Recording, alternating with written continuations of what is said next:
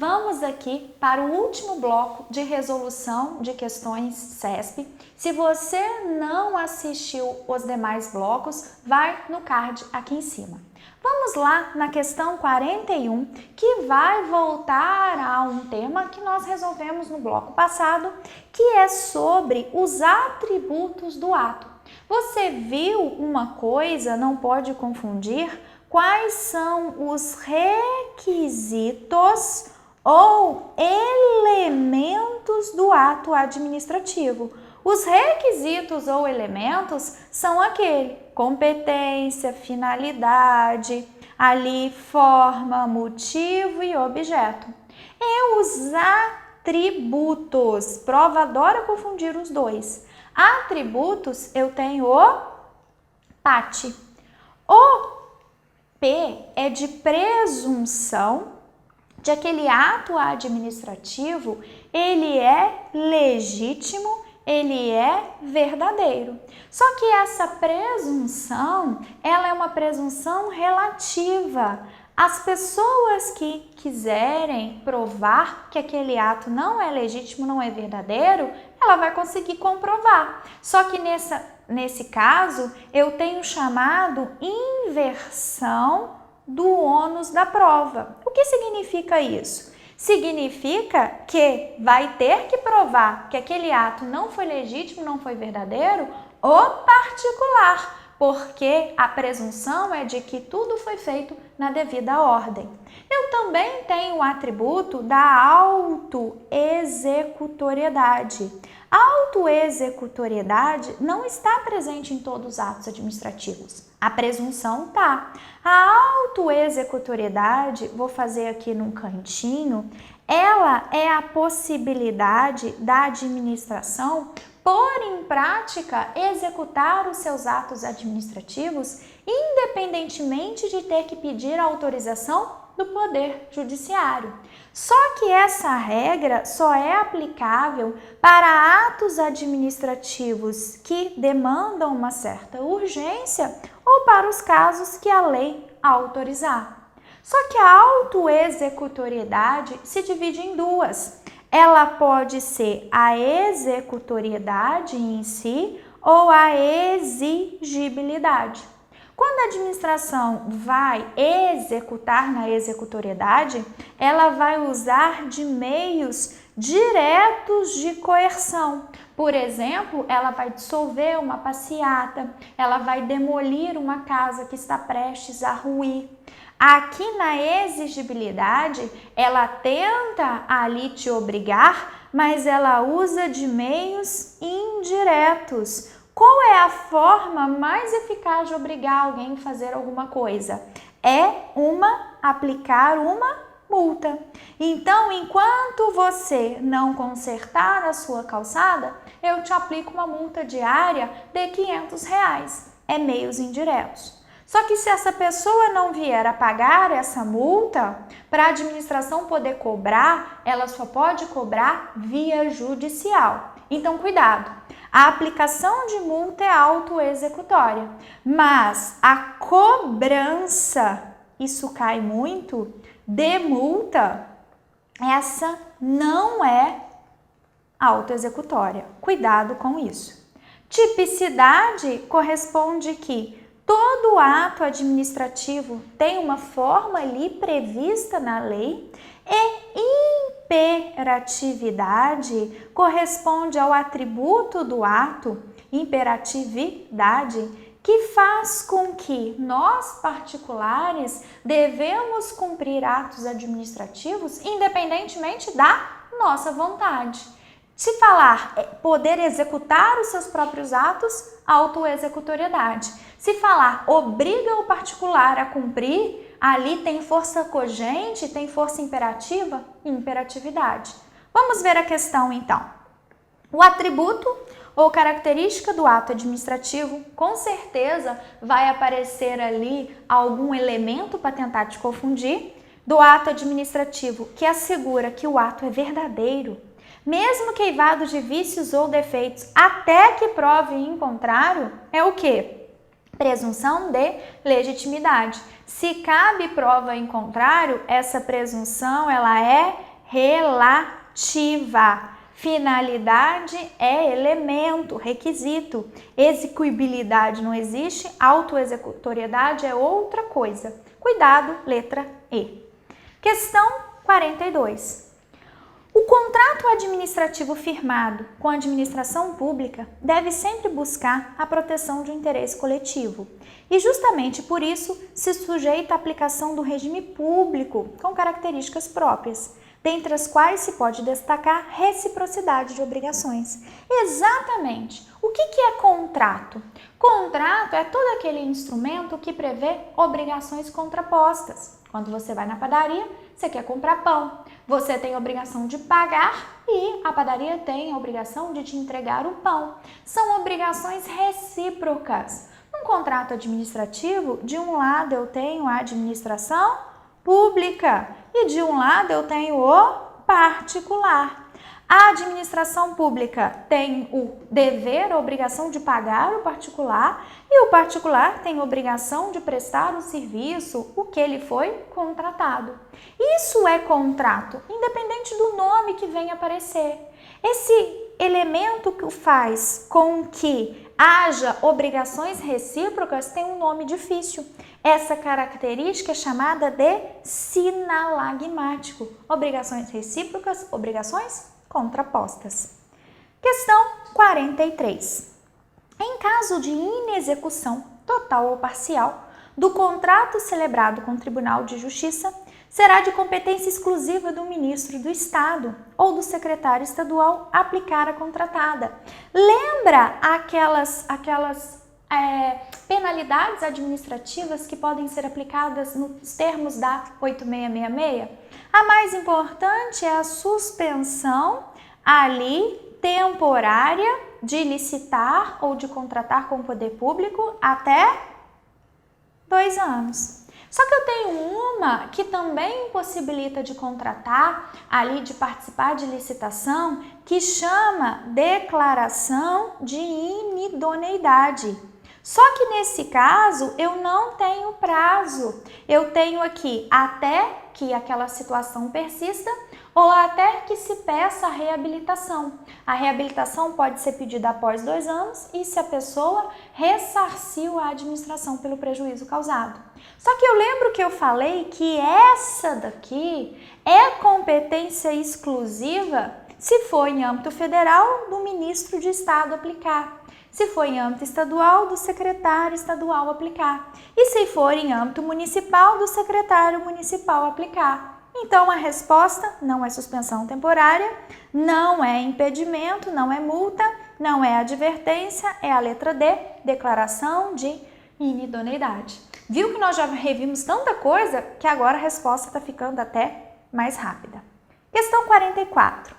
Acerca do PAD, do processo administrativo disciplinar, assinale a opção correta.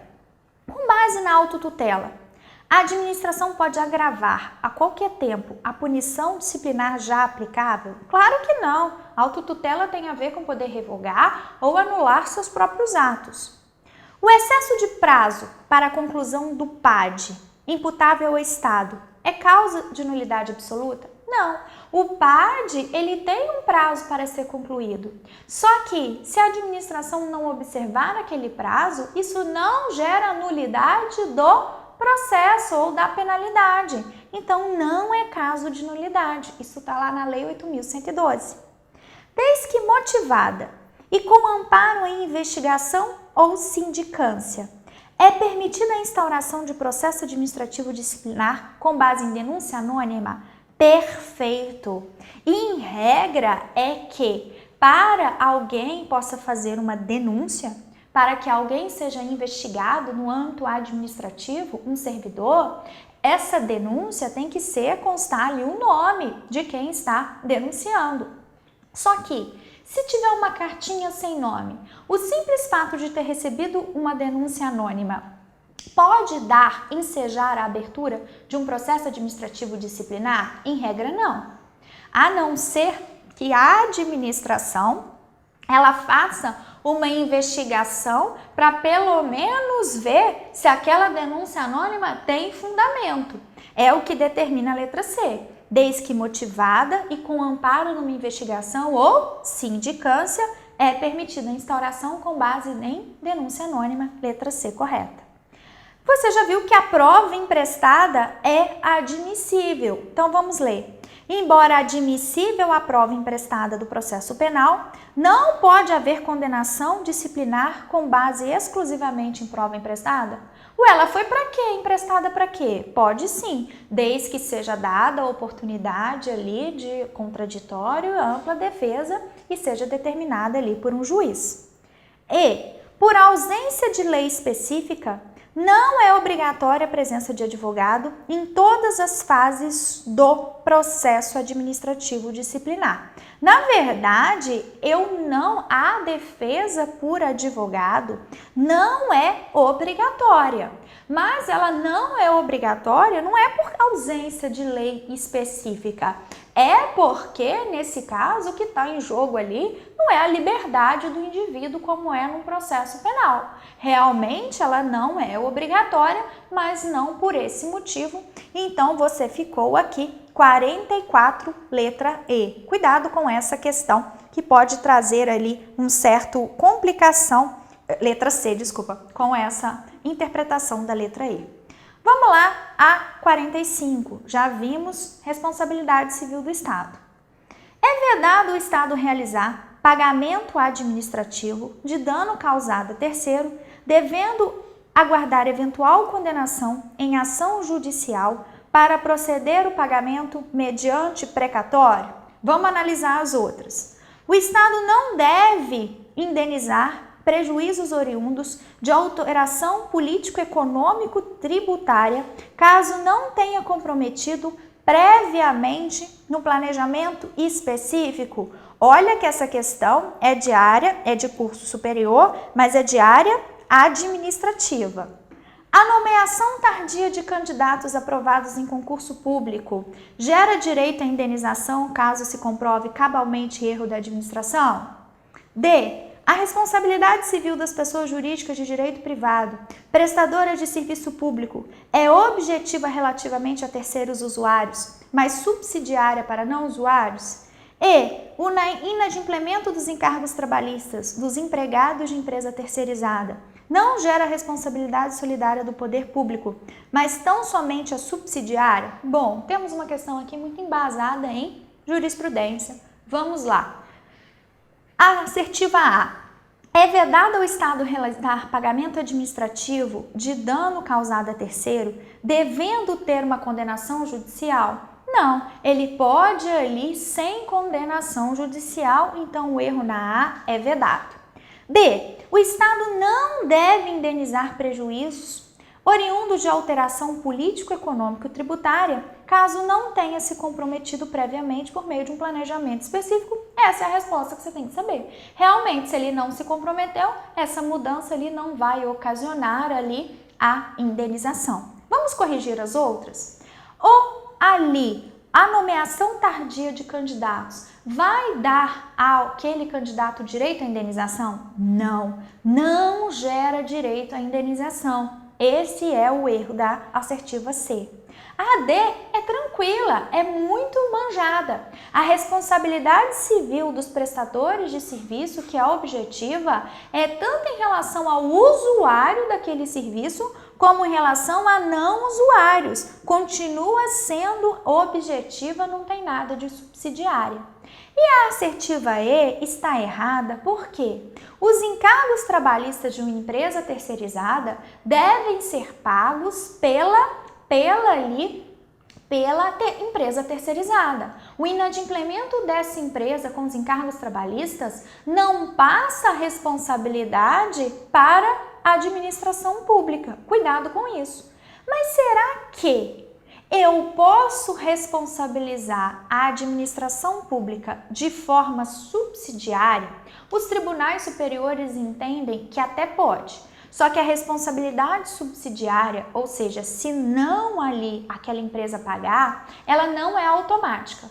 É só se comprovar que a administração pública tem ali problema, culpa na fiscalização daquele contrato ali de terceirização. Então aqui Resposta errada, questão ali mais complicadinha. Questão 46, olha quem apareceu de novo, improbidade administrativa. A administração pública não pode demitir com base em ato de improbidade, salvo se o requerido já houvesse sido condenado? Claro que não, já te dei o exemplo que a demissão pode vir inclusive de um processo administrativo disciplinar. Não é viável a condenação por ato de improbidade administrativa com base exclusivamente em culpa? Cabe se for qual? Se for caso de dano ao erário. Aqui generalizou. C. Ainda que determinado ato ímprobo tenha ocorrido no primeiro mandato, você já sabe isso, a prescrição contra agente público inicia-se somente com o fim do segundo mandato. Sim, já fizemos questão sobre isso, letra C. Vamos corrigir as outras. Terceiro, que não seja agente público, mas que concorra para a prática de ato de improbidade. Responde somente civil e penalmente, não podendo ser responsabilizado por improbidade? Você já viu que pode. Perda da função pública, tal como a suspensão dos direitos políticos, opera-se a partir da condenação judicial em segunda instância? Não. Opera-se quando o trânsito em julgado da sentença condenatória. Agora está ficando mais rápido porque está ficando repetitivo, já revisamos isso tudo. Questão 47. Determinado contrato administrativo para a prestação de serviços de limpeza e copa no valor de R$150 mil foi assinado pelas partes no ano de 2019. Contudo, após 3 meses de vigência, descobriu-se que houve conluio na licitação, além de não ter havido publicação do resumo do contrato na imprensa oficial. Vamos lá, com relação a essa situação, assinale a alternativa correta. A administração pública estava impedida de substituir o contrato por carta-contrato ou nota de empenho de despesa, dado que o valor estava acima do patamar previsto em lei? Não. Vamos lembrar isso daqui? Em regra, um instrumento do contrato, com toda a sua complexibilidade, ele é indispensável para aquelas modalidades de licitação que têm mais dinheiro. Quais são? Em caso de concorrência ou em caso de tomada de preço. Também nos casos de dispensa ou inexigibilidade que alcancem esses valores. E nos demais casos, que é o caso da questão 150 mil, é caso pequenininho, é caso de convite, então cabe substituição do instrumento do contrato por outras formas mais resumidas. Por exemplo, ali, nota de empenho, ordem de serviço. O erro da A está falando que não cabia a substituição por carta-contrato. Cabia sim. B. Embora haja previsão legal, a ausência de publicação do resumo na imprensa oficial não bastaria por si só para anular? Tem que publicar. A depender da modalidade de licitação, eu tenho os prazos mínimos de publicação. Então a B está errada. É obrigatória a exigência de garantia nos contratos de terceirização, dado o elevado risco de descontinuidade? Não. A exigência de garantia é algo discricionário, é facultativo, não é obrigatório.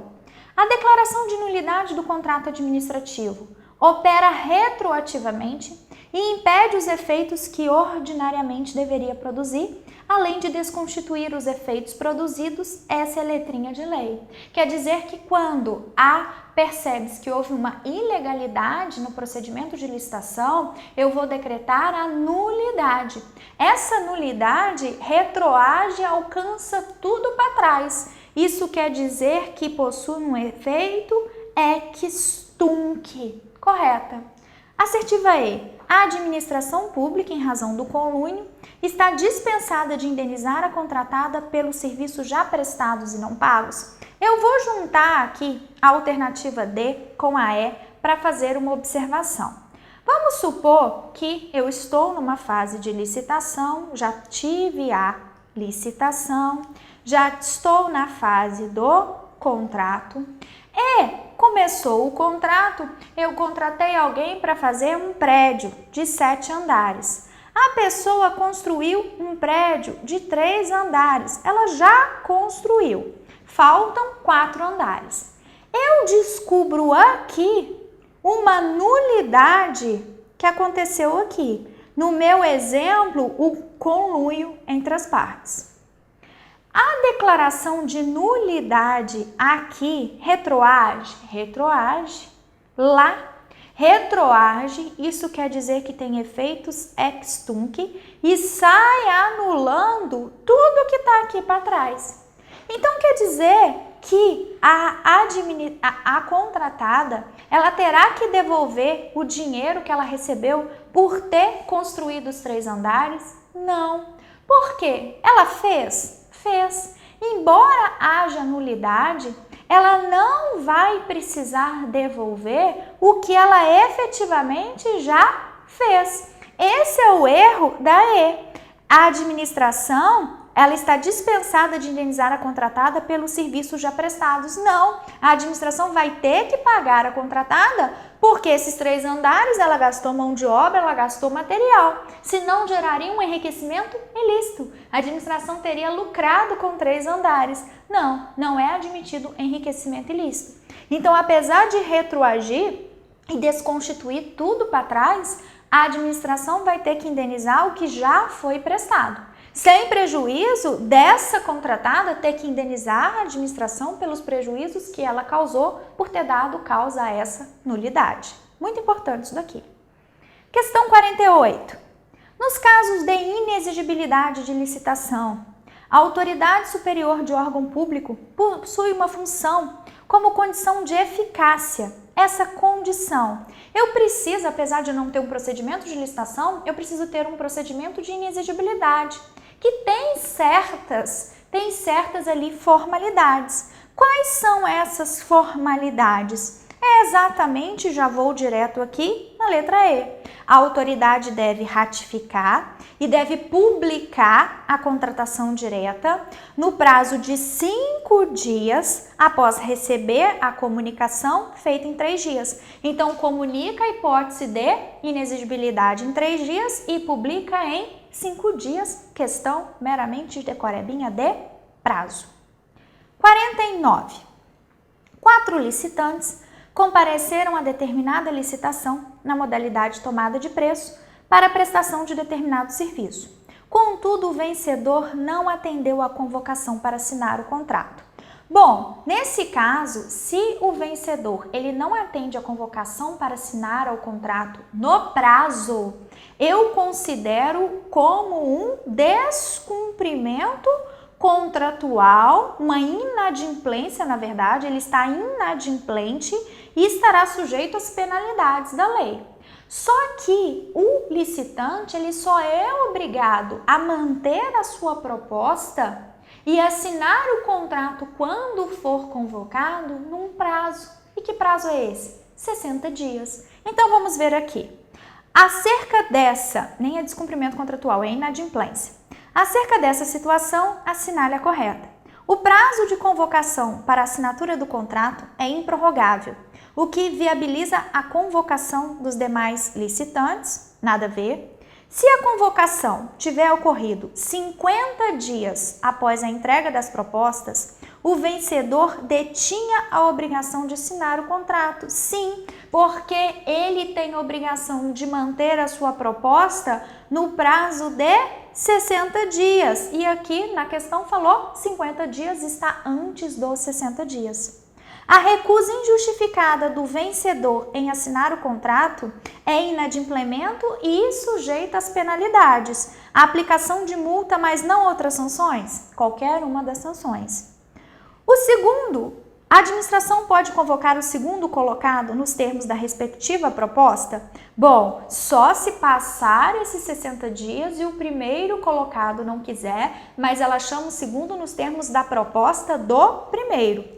O segundo colocado, se eventualmente convocado, não poderá recusar a assinatura? Ele pode, o segundo pode recusar. O que não pode recusar é o primeiro e no prazo de 60 dias. Na questão, a alternativa B falou 50 dias, então realmente ele está obrigado. E última questão, ufa, enfim, para a gente fechar, vou aqui já começar com um esqueminha. Eu tenho ali nos conceitos da Lei 8666 certas formas de execução de um contrato. Pode se dar por execução direta. O que é uma execução direta? Quando a administração pública, ela executa pelos seus próprios meios. Então, aqui, a administração, ela faz pelos seus próprios meios. Execução direta. O que mais cai é execução indireta. É quando a administração ela usa de terceiros para fazer no lugar dela. E esse caso pode ser tanto de empreitada por preço global, como pode ser por empreitada por preço unitário, pode ser quanto empreitada integral e pode ser ali simples tarefa. Vamos começar com o mais fácil. A tarefa é quando a administração contrata alguém para fazer pequenos serviços de mão de obra, com ou sem fornecimento de material. Ela contrata alguém ali para reformar um banheiro. Simples. Empreitadas são grandes obras. Quando ela contrata uma obra e ela fala, eu quero que você construa um prédio de 7 andares por 50 milhões de reais, o preço é global. Mas quando ela divide essa obra em etapas e divide o preço, olha, a fundação vai custar 20 milhões de reais, a alvenaria tantos milhões, aí ela faz com preço unitário, dividido ali por fases. A diferença é uma empreitada integral, no qual a administração ela não contrata uma obra, ela contrata um empreendimento. Esse empreendimento fica a cargo da empresa por sua conta e risco. E a empresa vai colocar tudo pronto, tudo, serviço, aparelhamento e vai entregar para a administração prontinho para começar a trabalhar. Nesse caso aqui, por exemplo, a administração contrata uma construção de um hospital. A empreiteira vai construir o hospital, vai comprar máquina de raio-x, vai montar as camas, os leitos de UTI, vai fazer tudo. A integral é quando ela contrata um empreendimento como um todo por conta e risco total da contratada. Vamos resolver a última questão então. Com base na Lei 8666, assinale a opção que indica o regime de execução indireta de obra por meio do qual se contrata um empreendimento em sua integralidade, incluída todas as etapas das obras, dos serviços, das instalações, sobre inteira responsabilidade da contratada, até a sua entrega ao contratante, em condições de entrada em operação, atendidos os requisitos técnicos e legais para sua utilização, em condições de segurança estrutural e operacional e com características adequadas às finalidades. Você já sabe, é caso de empreitada integral. Cai muito ali os conceitos do artigo 9º da Lei 8666. Bom, completamos aí a resolução de 50 questões, grande maioria do ano de 2020, cobrados pela Banca CESP. Revisamos muitos pontos importantes. Se você rateou aí, não lembrou alguma coisa, corre lá no seu material, corre na lei, vai rever. Esses blocos são muito importantes para você ver aonde que está a sua deficiência na matéria direito administrativo. Veja quantas vezes for necessário e saiba, não tem jeito, fixou aqui os conceitos, aprendeu e entendeu, é sucesso garantido na prova. Desejo a todos um excelente estudo. Tchau!